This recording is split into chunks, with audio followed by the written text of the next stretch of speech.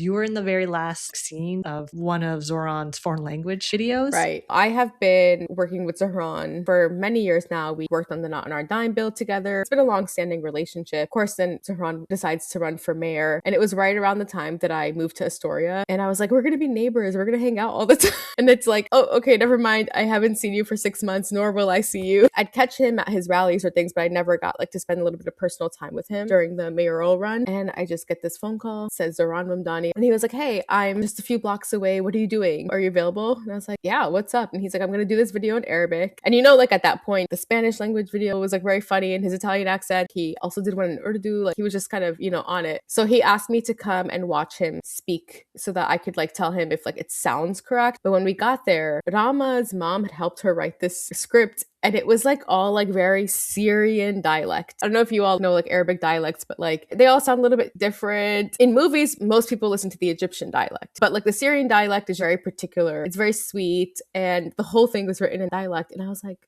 Zoran, you're on Steinway.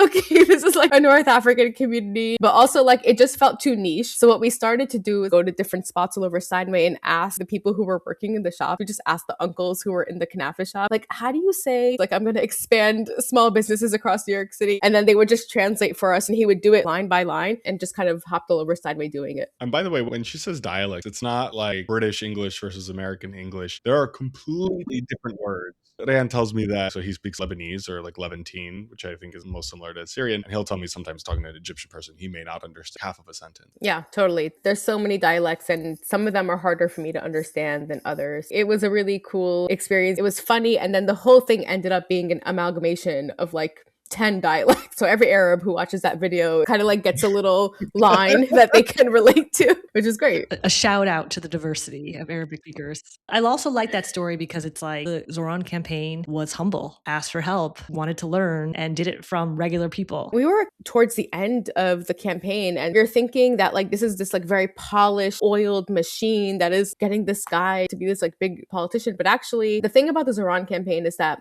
you almost bump into like everyone and they're like, yeah, I did this thing for the campaign. I helped with this. It felt like really people powered and so many people contributed to it and felt ownership over it. And that is, I think, the greatest part. And it clearly worked. The reality that I've learned is actually being scrappy and humble and a little hodgepodge is the attention to detail, is more effective, does get you much better results than kind of the uptight, polished people who have been doing the same thing for like the last 15 years. Yeah. Yeah. You can really see the humanity.